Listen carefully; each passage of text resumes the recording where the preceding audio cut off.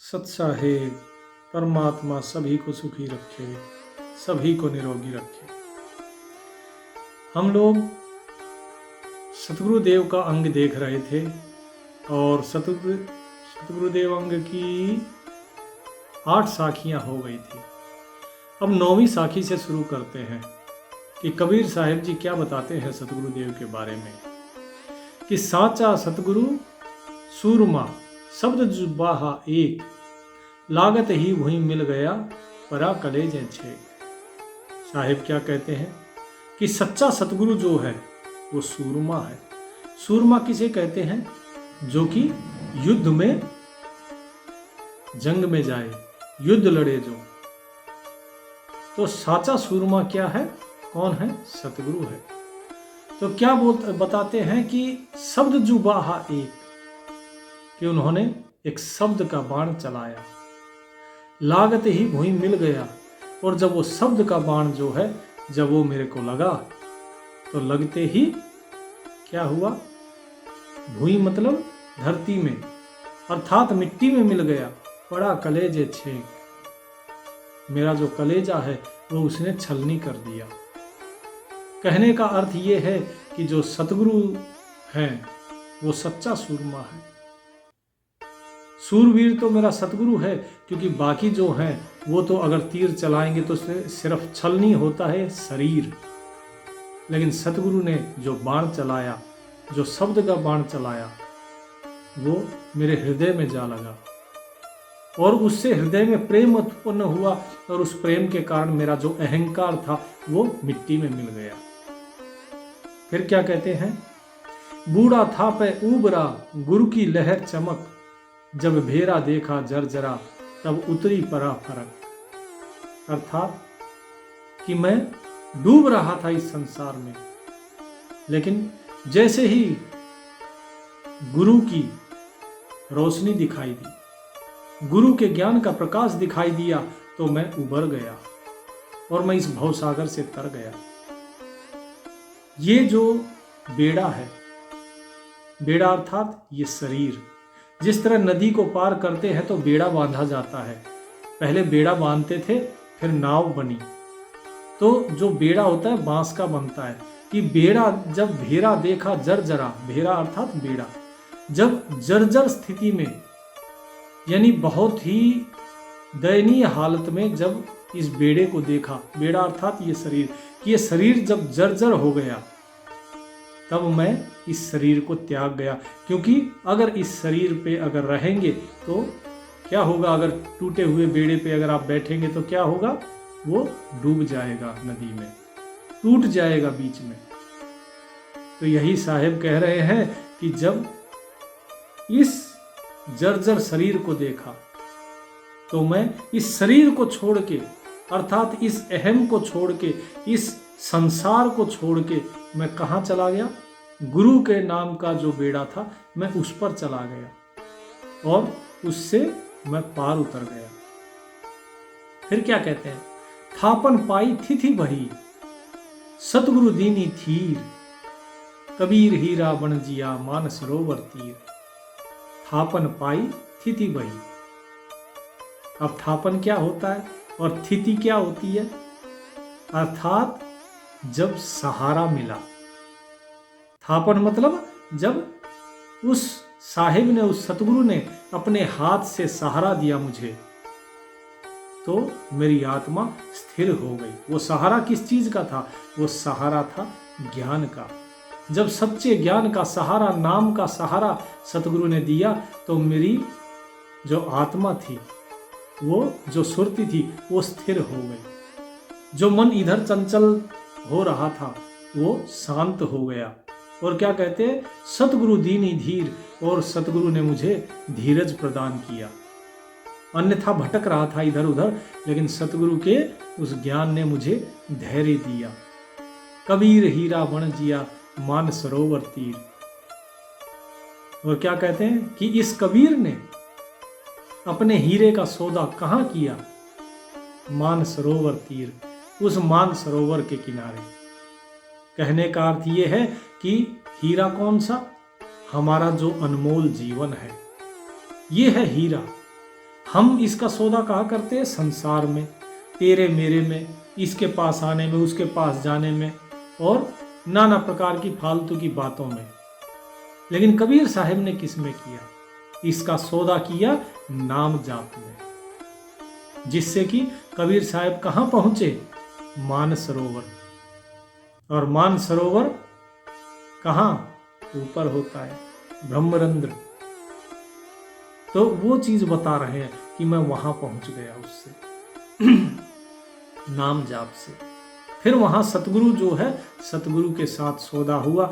उन्होंने देखा कि नाम जाप किया है और उन्होंने मुझे पार लगा दिया। फिर क्या कहते हैं?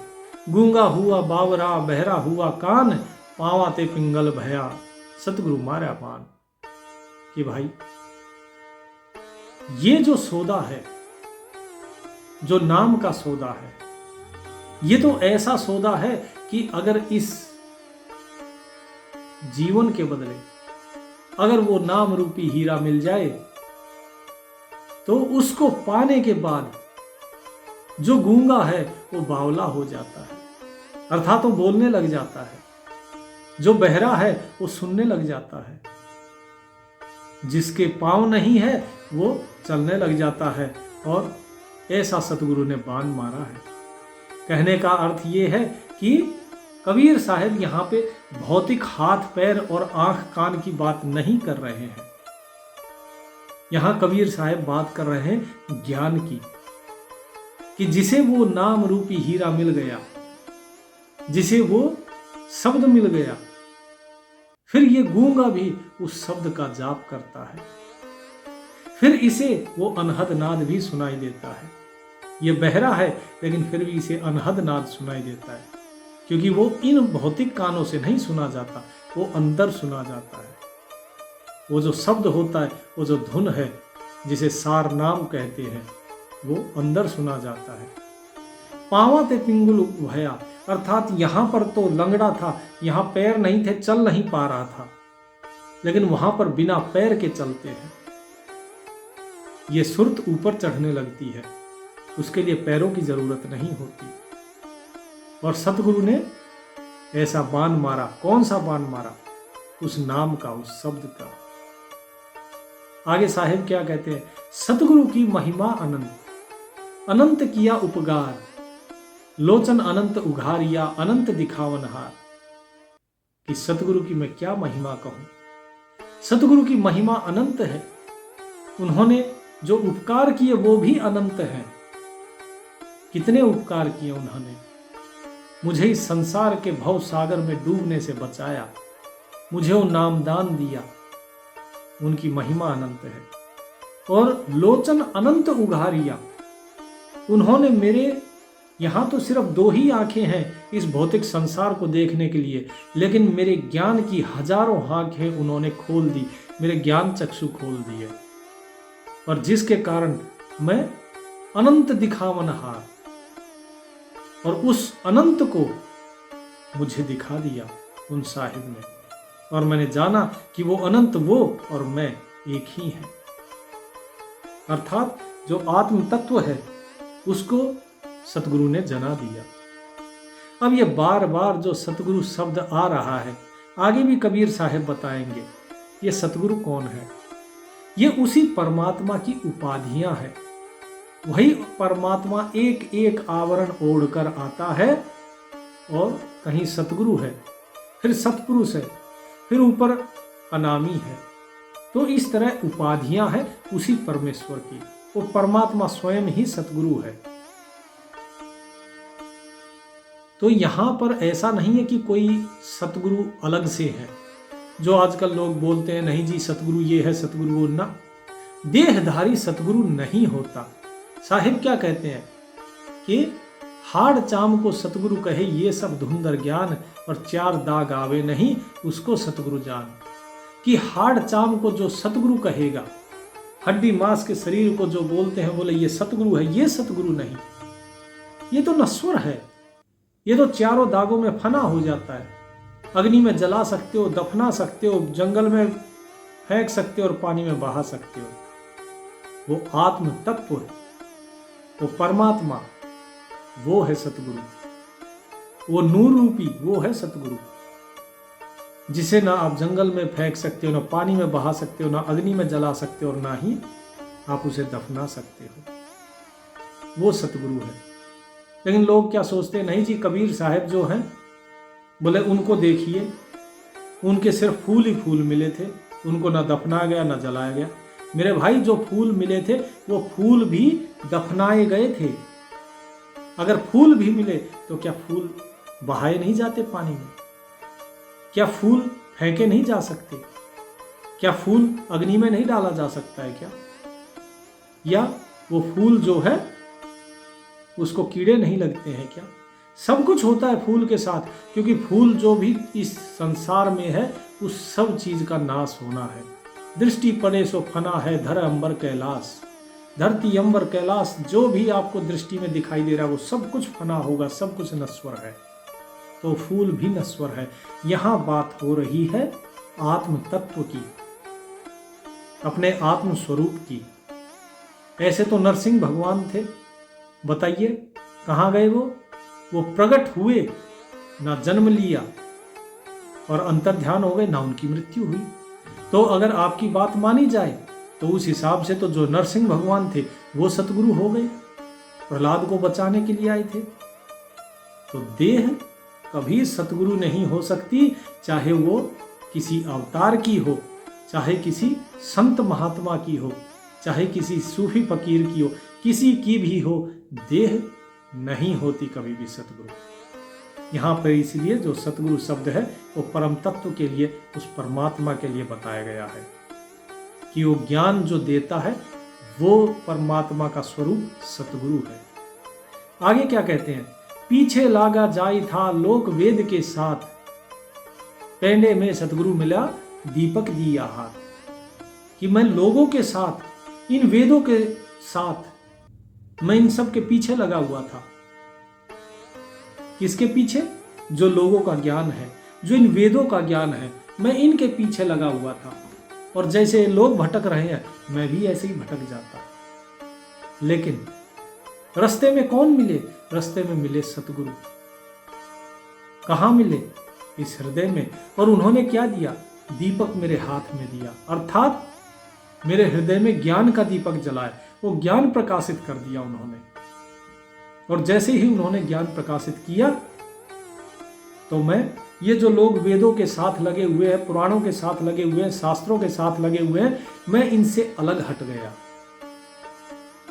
और आप देखिए जो लोग वेदों के साथ लगे, आज भी लगे, कोई मुक्त नहीं हुआ। और आज भी लोग इन्हीं वेदों का प्रमाण लेके घूम रहे हैं फेसबुक पे, बोले जी ये देखो ये वेद में ये लिखा है, फलाने पुराण में ये लिखा है। तो ठीक है भाई, जो लिखा है, जो पहले लगे थे वो भी पार नहीं हुए, तुम भी पार नहीं होगे। अरे इन प्रमाण को लेके घूमने से अच्छा है कि बैठ के उस साहिब की बंदगी करते, सुमिरन करते, तो ज्यादा बेहतर होगा। किसी के प्रचार में मत पड़ो। संत कभी अपना प्रचार नहीं करते हैं। आगे क्या बोलते हैं, दीपक दिया तेल भर, बाती दई अघट, पूरा किया बिसाहना बहुर न आवे हट। कि साहिब ने जो दीपक मेरे हाथ में दिया था वो कैसा दीपक था? उस दीपक के अंदर तेल पूरा भरा हुआ है, अर्थात उसके अंदर ज्ञान लबालब भरा हुआ है, पूरी तरीके से भरा हुआ है। और जो बाती है उसकी वो घटती नहीं है। ऐसा नहीं है बाती जल गई, घट गई और दिया बुझ गया, बोले नहीं, ये बाती वो है जो घटती नहीं, ये तेल है जो घटता नहीं। अर्थात उसने मुझे, जो सतगुरु थे, उन सतगुरु ने मुझे वो अनंत बना दिया, अर्थात मुझे अमर बना दिया, नश्वर से अनश्वर कर दिया, उस ईश्वर से मिला दिया।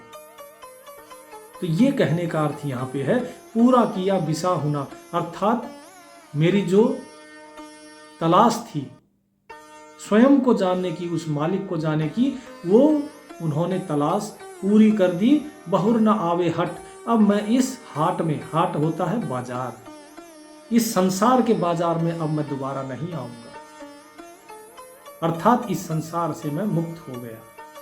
ये यहां पर कबीर साहब बताना चाह रहे हैं।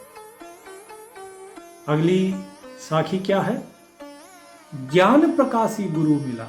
अब देखिए, मैं बार बार जो बोल रहा था, ज्ञान का प्रकाश, ज्ञान प्रकाशी गुरु मिला, सो जन बिसरी जाए, जब गोविंद कृपा करी तब गुरु मिले आए। कि जब गुरु मिला मुझे, कैसा? ज्ञान प्रकाशी, जो ज्ञान का प्रकाश कर दे, अर्थात जो आपको सत्य ज्ञान के बारे में बताए। बोले उसे कभी नहीं विसारना चाहिए, क्योंकि वही पार लगाता है, वही सत्य राह दिखाता है, सही दिशा दिखाता है। बाकी तो साधक का, भगत का अपना स्वयं का जो है पुरुषार्थ होता है। गुरु तो दिशा दिखा सकता है, गुरु रास्ता बता सकता है। पुरुषार्थ करो और आगे बढ़ो। लेकिन अब साहिब क्या कहते हैं? अब ये गुरु कब मिलेगा? ये गुरु, ज्ञान प्रकाशी गुरु कब मिलेगा? जब गोविंद कृपा करी तब गुरु मिले आए। कि जब ईश्वर की कृपा होगी तभी ऐसा गुरु मिलता है। और हम क्या करते हैं? हम इधर उधर भागते रहते हैं। अगर गोविंद की कृपा होगी तो अच्छा गुरु मिलता है, सच्चा गुरु मिलता है। लेकिन यदि ईश्वर की कृपा नहीं है तब तक हम भटकते रहते हैं, कभी इसके जितने फालतू के जो हैं उनके पीछे भागते रहते हैं। लेकिन पहले हम खुद सच्चे बनेंगे तो फिर हमें सच्चा गुरु भी मिलता है, जो हमारे हृदय में ज्ञान प्रकाश कर दे, अर्थात हमें सच्चा ज्ञान के बारे में बताए। फिर क्या बोलते हैं? ना गुरु मिला न सिख मिला, लालच खेला दाव, दोनों बूढ़े धार में बैठ पत्थर की नाव। इस दोहे को कई जगह इस तरीके से भी लिखा है, गुरु लोभी शिष्य लालची, लालच खेला दाव, तो ऐसे भी लिखा है। लेकिन यहाँ पर जो है, यहाँ पर यही चीज है, ना गुरु मिला न सिख मिला, अर्थात गुरु नहीं मिला। जब किसी को सच्चा गुरु नहीं मिलता, न सिख मिला, अर्थात उसे सीख क्या होती है? शिक्षा।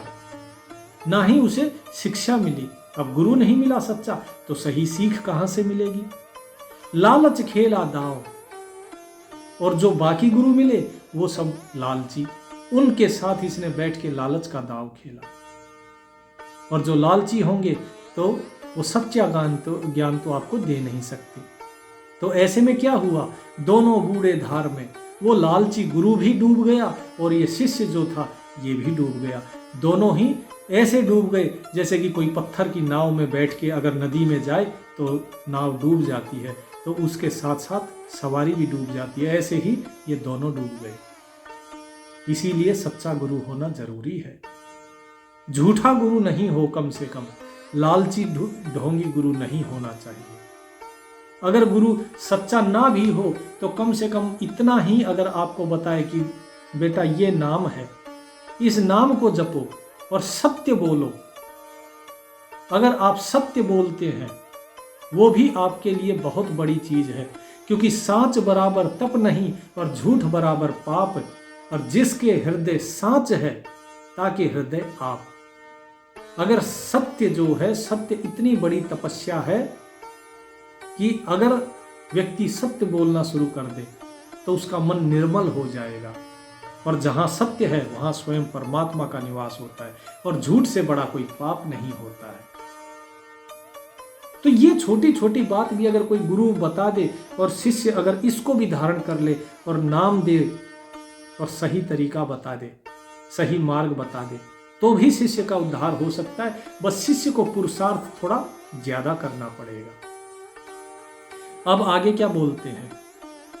आगे बोलते हैं, साहेब सतगुरु मिला त क्या भया, जे मन पाड़ी भोल, पास बिनंठा का पड़ा क्या करे बिचारी चोल। कि जिस प्रकार चोली दामन होता है तो चोली बेचारी क्या करेगी? अगर जो दामन है अगर वही फटा हुआ है तो कहां तक इज्जत ढकेगी। तो इसी प्रकार जो शिष्य टूटी हुई फूटी हुई मणि की तरह होता है, अर्थात जिसके अंदर गुरु के प्रति विश्वास नहीं होता, वो गुरु पे शंका करता है, तो ऐसे सलिल भक्त जो है उनका क्या पार उतरना संभव है? नहीं है। तो सतगुरु बेचारा क्या करे? अगर सतगुरु मिल भी गया, मान लो आपने गुरु से नाम दान लिया और धीरे धीरे उस स्तर तक पहुंचे जहां सतगुरु मिलता है, और सतगुरु मिल भी गया, लेकिन अगर आपका उसमें विश्वास नहीं रहा, उसमें प्रेम नहीं होता है, आप उसका हाथ नहीं पकड़ते, उसका दामन नहीं पकड़ते हैं, दास भाव नहीं रखते हैं, तो वो सतगुरु कैसे आपको पार लगाएगा? तो ये चीज यहां साहिब साफ बता रहे हैं। तो बाकी संसारी गुरुओं की तो बात छोड़ दीजिए, स्वयं सतगुरु भी यहां पर पार नहीं लगा सकते यदि जो शिष्य है उसके मन में अगर फूट पड़ गई, शंका आ गई, तो शंका कभी नहीं आनी चाहिए। यह भक्ति का जो मार्ग है, यह विश्वास का मार्ग है। सत्य राह पर चलिए, सही दिशा में चलिए और विश्वास के साथ और प्रेम के साथ चलिए। आगे साहिब क्या कहते हैं? बलिहारी गुरु आपकी जो हाडी सो बार, जिन मानखते देवल किया करत न लागी बार। कि हे मेरे गुरुदेव, मैं आपकी बलिहारी जाता हूं, एक बार नहीं, दिन में 100 बार आपकी बलिहारी जाता हूं, क्योंकि आपने मुझ मनुष्य को देवता के तुल्य कर दिया और इसमें आपको क्षण भर भी नहीं लगा, क्योंकि आपने जो नाम दिया उसी नाम को सुमरते हुए आज मुझे अपने आत्म तत्व का ज्ञान हो गया। मैं इस मनुष्य से देवल कर दिया आपने। फिर साहिब क्या कहते हैं? सतगुरु के सदके किया दिल अपनी का सांच, कलयुग हमसे लड़ पड़ा मोहकम मेरा बाँच। कि सतगुरु ने जो है मुझे ज्ञान दिया और मैंने सतगुरु को सजदा किया और अपना जो दिल की सच्चाई थी, मेरे हृदय में मैंने सच्चाई को बसाया और जो सत्य था वही मैंने बोला। लेकिन मेरे इस सत्य से मैंने जो भी वचन कहे, इन वचनों से कलयुग मुझसे लड़ पड़ा कि तूने मेरा हुक्म क्यों नहीं बांटा, जो मैं बता रहा हूं तूने वो क्यों नहीं कहा, जो सतगुरु ने कहा वो तू क्यों कहता है। तो ये काल बहुत तरीके से लोगों को फंसाता है। काल का अर्थ माया, काल का अर्थ जो काले विचार। तो काल का अंग भी आगे देखेंगे, काल किस किस तरीके से क्या क्या करता है। काल का कार्य है हर चीज को सीमा में बांध देना, सीमित कर देना, असीम को सीमित कर देना। तो ये साहिब यहां कह रहे हैं कि मुझे सतगुरु ने ज्ञान दिया और मैंने सतगुरु का वही ज्ञान जन जन तक फैलाया, इसी कारण काल मेरे साथ लड़ पड़ा। आगे साहिब क्या कहते हैं? सतगुरु लई कमान कर बाहन लागा तीर, एक जुबाहा प्रीत से भीतर भिदा शरीर। कि सतगुरुदेव ने क्या किया? सतगुरुदेव ने कमान लिया और उस पर तीर चढ़ाया और तीर चलाने लगा, और उसमें एक तीर जो प्रेम का था वो ऐसा मारा सतगुरुदेव ने कि वो मेरे हृदय को छलनी कर गया। अर्थात वो जो प्रेम है वो मेरे हृदय में समा गया। जैसे तीर मेरे हृदय में समा जाता है, ऐसे ही वो प्रेम मेरे हृदय में समा गया, और जैसे ही वो प्रेम मेरे हृदय में समाया, जितने भी उसके अंदर चोर थे वो सब मारे गए। काम, क्रोध, लोभ, ईर्ष्या, द्वेष, नफरत सब के प्रति वो सब समाप्त हो गए। फिर क्या कहते हैं? हंस न बोले उन्मनी, चंचल मेला नीर, कहें कबीर भीतर विधा सतगुरु के हथियार। माफ कीजिएगा, ये है हंस न बोले उन्मुनि, चंचल मेला मार, कहें कबीर भीतर विधा सतगुरु के हथियार। कहते हैं कि जो हंसे नहीं, बोले नहीं और उन्मुना हो जाए, अर्थात जब हृदय में जब प्रेम का बाण लगा, फिर उसके बाद इसका सभी के प्रति प्रेम हो गया। फिर ये किसी के साथ बैठ के हंसता नहीं है, क्योंकि इसका प्रेम फिर इस संसार के हर एक प्राणी से हो जाता है। फिर ये किसी के साथ पक्षपात नहीं करता। फिर इसका प्रेम उस मालिक से भी हो जाता है, उस सतगुरु से हो जाता है। फिर ये जो साधक है, जो भक्त है, भक्त फिर इस संसार के साथ बैठ के हंसता नहीं, बोलता नहीं, वो उन्मुनी मुद्रा में चला जाता है, यानी कि उदासीन भाव में हो जाता है। उसे इस संसार से कोई लेना देना नहीं रहता। चंचल मेला मार, अर्थात ये जो पहले चंचल रहता था, मेल जोल में लगा रहता था, वो सब खत्म हो जाता है। फिर ये मेल जोल में नहीं रहता, ये शांत हो जाता है, ये मौन हो जाता है। कभी कहें कबीर भीतर विधा सतगुरु के हथियार, कि सतगुरु के हथियार ने, हथियार कौन सा? वो प्रेम का तीर। उस प्रेम के तीर से इस कबीर का जो हृदय है वो बिध चुका है। वो प्रेम का जो तीर है वो इस कबीर के हृदय में समा चुका है। अब ये ना किसी से मिलेगा, ना हंसेगा, ना बोलेगा, केवल अपने उस सतगुरु, अपने मालिक के ही चरण कमल में रहेगा, उसी के ध्यान में रहेगा। तो ये कबीर साहब यहाँ पर बताना चाह रहे हैं। तो ये 2 भाग हो गए हैं, बाकी चलिए इसको पूरा ही कर देते हैं हम। आगे क्या बोलते हैं? सतगुरु मारा बान भर दर्द करी सूधी मूठ, अंग उघारे लागिया गई दवा सो फूट। कि सतगुरु ने जो है जब बाण मारा, सतगुरु मारा बाण भर कर धर सूधी मूठ। मूठ किसको कहते हैं? तलवार का जो नीचे का हिस्सा होता है उसे कहते हैं। अंग उघारे लागिया गई दवा सो फूट। कि साहिब ने, तो सतगुरु ने बाण मारा प्रेम का, और जो मूठ थी, मूठ मारी, और मेरे जितने विकार थे उन सब को फोड़ दिया। मेरा जो अंग है इस अंग से परे कर दिया। अंग उघारे लागिया, मतलब इनसे परे कर दिया और मुझे अपने अंग से लगा लिया उन्होंने। और आगे क्या कहते हैं? गई दवा सो फूट। बाकी जो इस संसार की दवाई है, इन संसार की दवा क्या होती है? जो घाव हो जाता है उस घाव को भरने की। बोले वो सारी दवाइयां बेकार हो गई। जब सतगुरु ने अपने हृदय से लगाया तो जो पीड़ा थी, जो विरह की पीड़ा थी, जो प्रेम के कारण उत्पन्न हुई थी, वो पीड़ा शांत हो गई। फिर इस दवा की जरूरत नहीं रही, ये दवा फिर चली गई। कबीर गुर गुरुआ मिला, मिल गया आटे लौन, जात पात कुल सब मिटे, नाव धरेगा कौन। अब इस चीज को ध्यान से समझिए। क्या कहते हैं? कबीर गुर गरुआ मिला, कि कबीर को जो गुरु मिला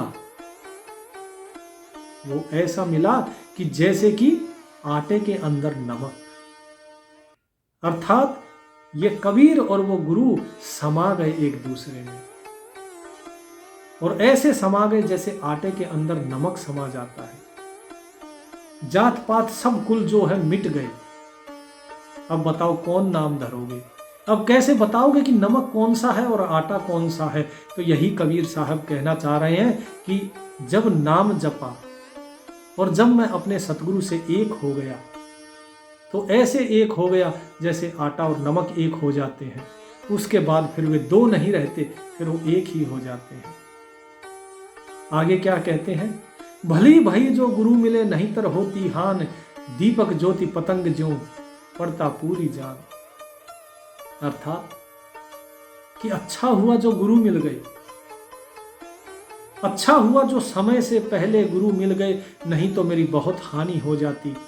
जैसे ये संसार सारा चला जाता है, मरता है, जन्म लेता है, दीपक के ऊपर ज्योति जलती है, तो क्या होते हैं? सारे पतंगे उसके आसपास मंडराते हैं और मर जाते हैं। वो पूरे अपनी उम्र वे उसी ज्योत के आसपास जाते हैं, जल जल के वे मरते रहते हैं और अपना खपा देते हैं सारा जीवन। बोले ये संसार भी ऐसे ही अपना जीवन खपा रहा है, व्यर्थ गवा रहा है इस माया की लो के ऊपर।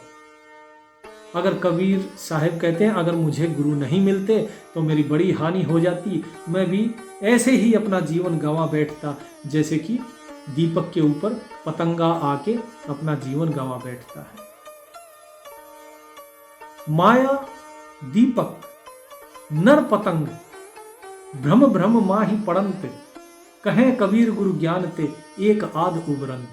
अब देखिए जो मैंने बताई वही चीज आगे फिर कबीर साहब आगे विस्तार कर रहे हैं उसका, कि माया का दीपक है और जो पतंग है वो कौन है? ये संसार के लोग, ये उस माया के दीपक के ऊपर ये पतंगे मंडरा रहे हैं।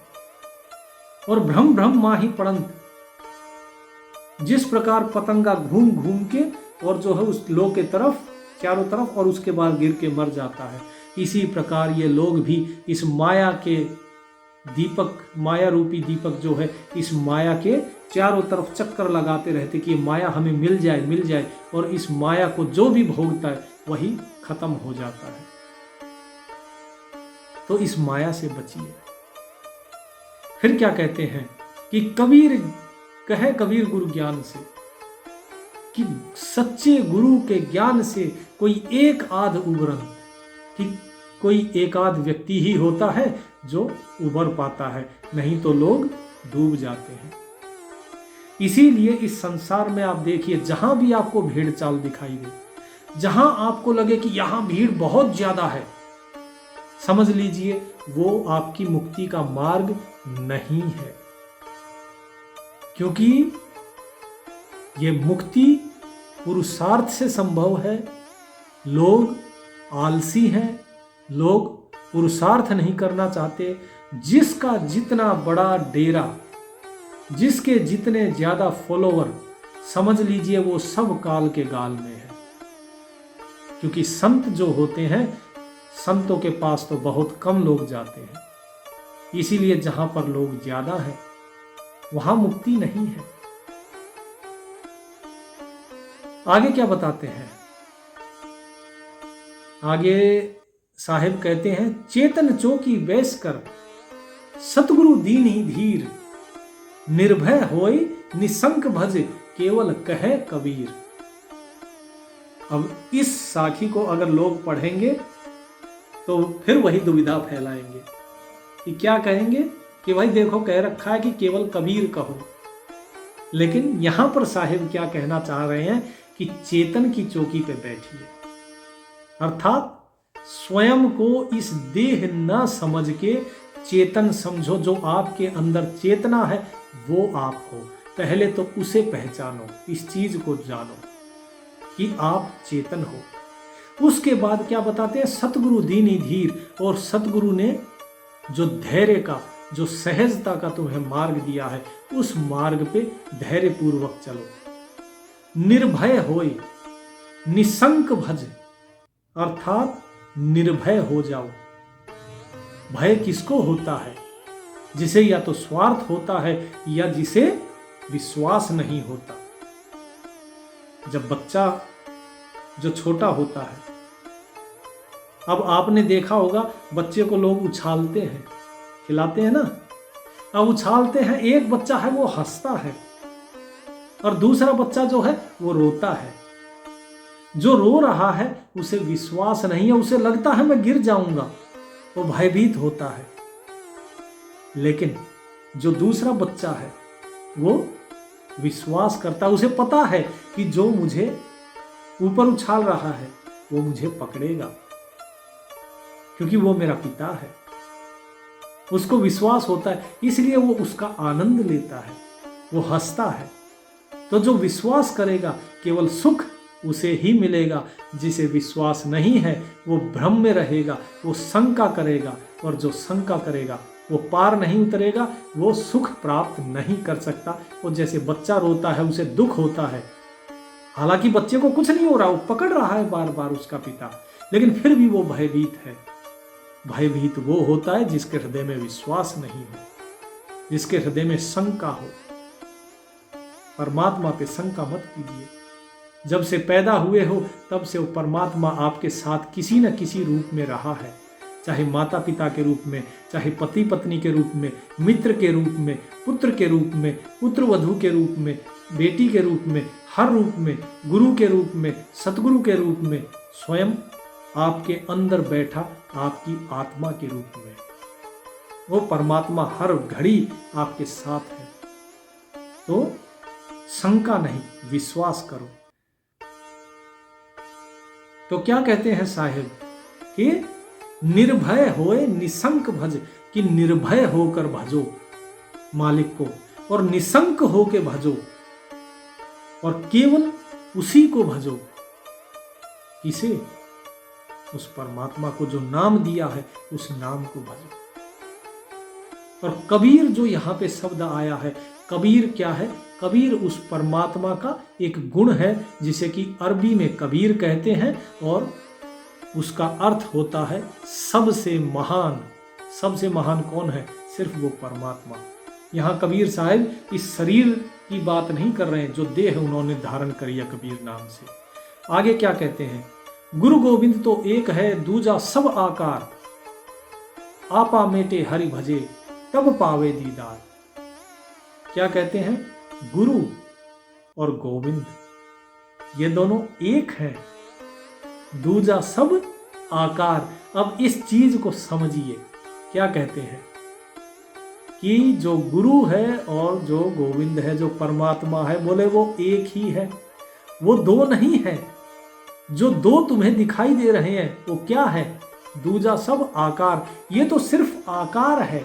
जो देह धारण कर रखी है वो देह नहीं, वो तो आकार है जो इस संसार से व्यवहार करने के लिए धारण किया है। वास्तव में गुरु कौन है? वो परमात्मा ही है, जो देह को धारण किए हुए है। ये कबीर साहब यहां बता रहे हैं, आपा मेटे हरि भजे, कि स्वयं को मिटाकर हरि को भजो।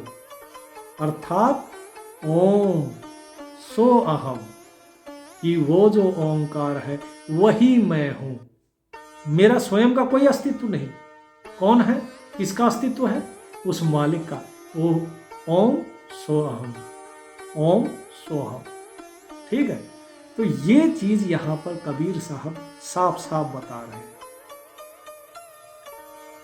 बोले तब पावे दीदार, बोले तब मालिक का दर्शन होगा। क्यों?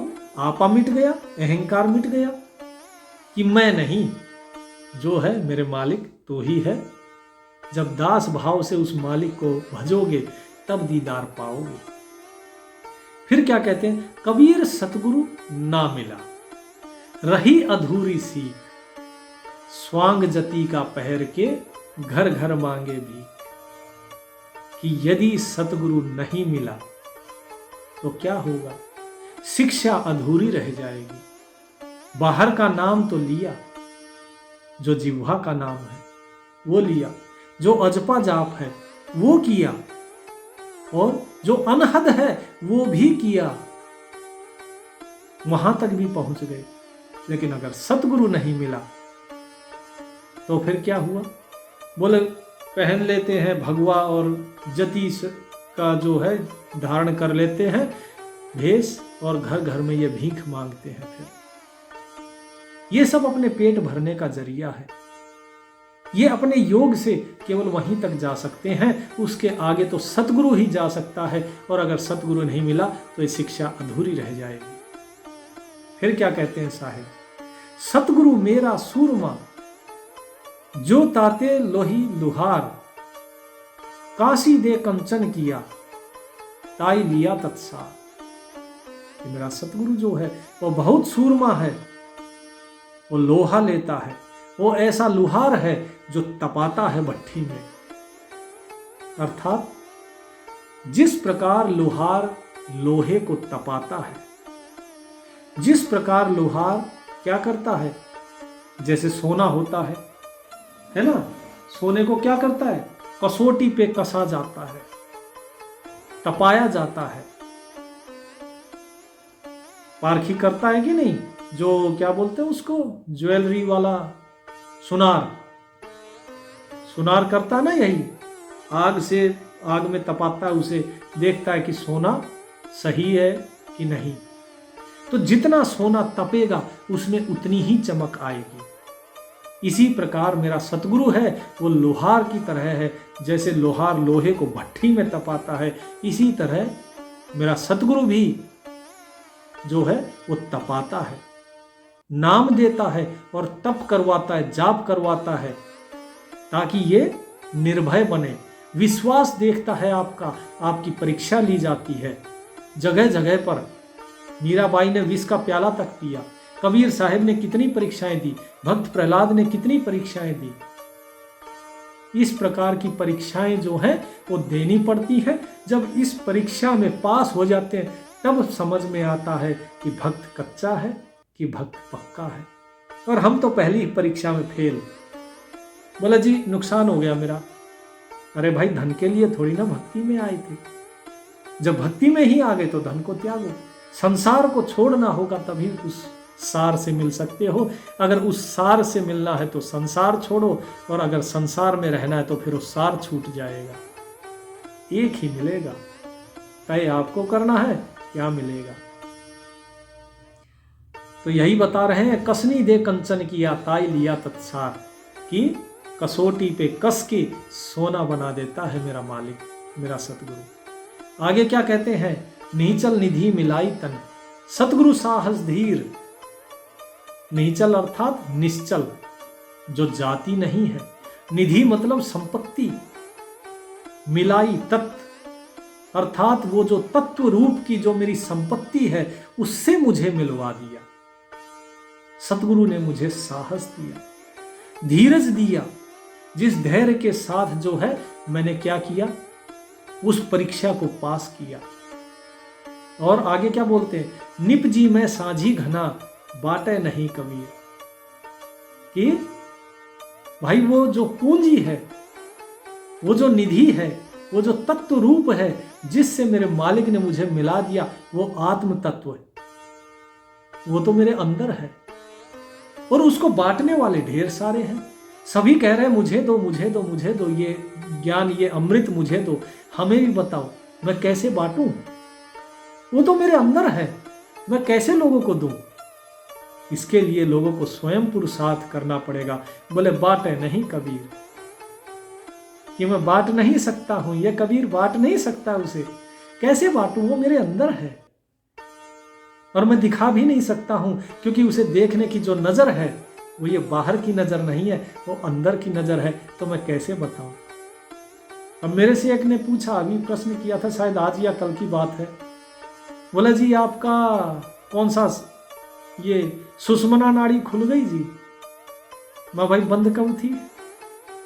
एक ने पूछा, बोले जी आपका जो है क्या तत्व ज्ञान आपको हो गया। माँ जी हमें तो नहीं हुआ है, आधा अधूरा हुआ है, बाकी पूरा आप करवा दो। अब अगर मैं उनको कहूं कि हाँ भाई मुझे तत्व ज्ञान हो गया, तो क्या उन्हें पता लग जाएगा कि हो गया। अगर मैं कहूं कि नहीं हुआ, तो क्या उन्हें पता लग जाएगा कि हाँ नहीं हुआ। तो प्रश्न ऐसे कीजिए जो आपके फायदे के हो। ऐसे प्रश्न मत कीजिए जिसमें समय नष्ट हो। आप स्वयं को जानिए, तो आपको स्वयं पता लग जाएगा कि आपको फिर पूछने की जरूरत नहीं होगी। अगर मेरे सामने कोई आई, मुझे पता लग जाता है, मुंह खोलते ही पता लग जाता है कि सामने वाले को कितना ज्ञान है, उसे तत्व ज्ञान है या नहीं। तो इसी प्रकार आप स्वयं अनुभव कीजिए। हाँ थोड़ी मेहनत करनी पड़ेगी, इस संसार से आपको विरक्त होना पड़ेगा। अब जैसे लोगों ने कुछ भी कमेंट किया तो लोग उसके ऊपर जो है ऊट पटांग बोलना शुरू कर देते हैं। मैं क्या बोलता हूँ, नमस्ते किया, एक इमोजी भेजी, मैं राम राम जी। अगला फिर कुछ बोलेगा, मैं राम राम जी। फिर किसी ने कुछ बोला, मैं जी राम राम। अगला खुद ही शांत हो जाएगा। मैं कैसे किसी को कुछ बुरा बोलूं भाई, जब वो मालिक अगर हर घट घट में समाया है तो मैं किसे बुरा बोलूंगा। मुझे पता है कि सामने वाले के अंदर कितना विवेक है, कितना ज्ञान है, वो उसी हिसाब से तो बात करेगा ना। लेकिन मुझे भी तो उसी हिसाब से बात करनी है ना जो मेरे अंदर ज्ञान है। अगर मैं उसके हिसाब से बात करूंगा तो फिर मेरे ज्ञान का क्या फायदा है। चलिए आगे बढ़ते हैं। साहिब क्या कहते हैं, चौपड़ मांडी चौहटे अरद उरद बाजार, सतगुरु सेती खेलता कभू न आवे हार। कि ये चौपड़, ये बाजी लगी हुई है बाजार के अंदर, ये बाजी लगी है। बाजी किस चीज की, अरद उर्द। अर्ध मतलब नीचे, उर्द मतलब ऊपर। ये ऊपर और नीचे जाने का ये बाजार लगा हुआ है।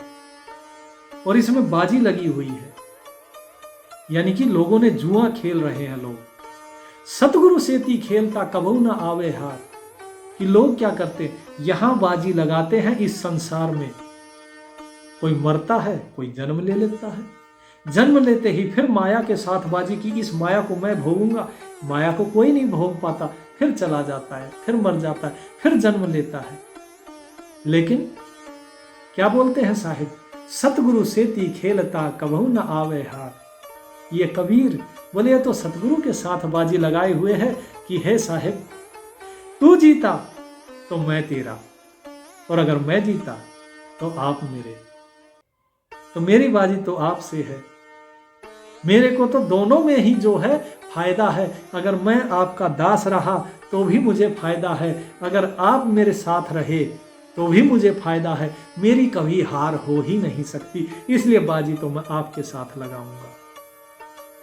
फिर साहिब क्या कहते हैं, पासा पकड़ा प्रेम का सारी किया शरीर, सतगुरु दाव बताइया खेले दास कबीर। कि प्रेम का पासा पकड़ा है, पासे वो नहीं वो मामा सपने वाले ना, बोले प्रेम का पासा है। और ये प्रेम का पासा और ये शरीर जो है, ये मैंने अपना खाक कर लिया है। मैंने इस शरीर का मोह त्याग दिया है, इस प्रेम को मैंने अपने शरीर में धारण कर लिया, इसलिए इस शरीर का मोह नहीं है मुझे, अब मुझे उस मालिक के प्रेम का मोह है। और वही प्रेम का ही मैं दाव खेल रहा हूं। अब सतगुरु दाव बताइया, और सतगुरु ने दाव बताया है किसका, प्रेम का। और वही खेले दास कबीर, और ये कबीर तो ये दास, ये वही प्रेम का ही जो है पासा फेंक रहा है और प्रेम का ही दाव खेल रहा है कि मैं जीता तो आपका सारा प्रेम मेरा, आपका प्रेम मेरे लिए, और अगर मैं हारा तो मेरा सारा प्रेम सिर्फ आपके लिए। और मैं यही तो आपको कहता हूं कि मालिक आपके प्रेम और विश्वास का भूखा है, उसे और कुछ नहीं चाहिए, आपकी चतुराई नहीं चाहिए, उसे नहीं चाहिए कि आप कितने पढ़े लिखे हैं, आप किस जाति से हैं, आप किस गोत्र से हैं, आपको कितने वेदों का ज्ञान है। जो लोग इन वेद शास्त्र पुराणों का जो प्रमाण लेके घूमते हैं, ये मूर्ख हैं। बुरा मत मानिएगा जो लोग सुन रहे हैं, लेकिन सत्य यही है। इसीलिए कोई पार नहीं हुआ ना, पार होता है व्यक्ति प्रेम से, विश्वास से। अरे जो मालिक हर घड़ी हर था मौजूद है, हम उसे नहीं देखते हैं। हमारी आदत होगी सिर्फ साकार को देखना है। अरे कभी निराकार को भी देख लो, अनुभव करते हो ना हवा का। अगर मैं कहूं हवा को भजो, हवा का अनुभव करते हो ना, वो दिखती है, नहीं दिखती ना, लेकिन वो है क्योंकि आप श्वास लेते हैं। इसी प्रकार वो परमात्मा है, वो आपके हर धड़कन में चल रहा है। शरीर वही होता है मृत्यु के बाद भी, लेकिन सब कुछ शांत हो जाता है तो वो परमात्मा है जो चला रहा है। तो उसका अनुभव करो, महसूस करो। उसको महसूस करने के लिए किसी बाहर की चीज़ की ज़रूरत नहीं है, बस उसके प्रति प्रेम और विश्वास होना चाहिए। उसका नाम लो, बोले मालिक जो तू है वही मैं हूँ, और तू ही मुझ में है, मेरा कोई अस्तित्व नहीं। ये दास भाव रखिए, उसका दीदार हो जाएगा। नहीं तो इस संसार में रमे रहना है तो रमे रहिए। कितने ही जन्म निकल गए, ऐसे ही और जन्म निकल जाएंगे, फिर 84 में जाएंगे, फिर भटकेंगे, और अगली बार मुक्ति पाना और मुश्किल होगा, क्योंकि 84 में जब जाएंगे तो जितना अभी विवेक बचा है ये भी नहीं रहेगा। इसीलिए कहता हूं विवेक, ये विवेक ही आपको पार लगाएगा, ये विवेक ही आपको भक्ति मार्ग में ले जाएगा, ये विवेक ही आपको अनुभव करवाएगा। इसलिए इस विवेक का साथ ना छोड़ना। फिर आगे क्या बताते हैं साहिब, सतगुरु हम सो रीझ कर कहा एक प्रसंग, बरसा बादल प्रेम का भीज गया सब अंग। अब यहां फिर से क्या कहा कि सतगुरु ने क्या दिया हमें, एक प्रसंग कहा। किसका प्रसंग, प्रेम का, अर्थात प्रेम का संदेश दिया, प्रेम का उपदेश दिया सतगुरु ने। और उस प्रेम से मेरा सारा अंग अंग भीग गया। ऐसा प्रेम का वो बादल मेरे ऊपर बरसा। तो प्रेम है तो साहिब का दीदार है, प्रेम है तो हम हैं, प्रेम है तो आप है, प्रेम है तो परमात्मा हमारे साथ है। इसलिए घड़ी घड़ी उस परमात्मा को हर श्वास श्वास में याद करो, क्योंकि जिस दिन परमात्मा ने आपको याद कर लिया फिर किसी को याद करने लायक नहीं रहोगे। तो परमात्मा आपको याद कर ले, उससे पहले उस परमात्मा को याद कर लीजिए। सत साहिब।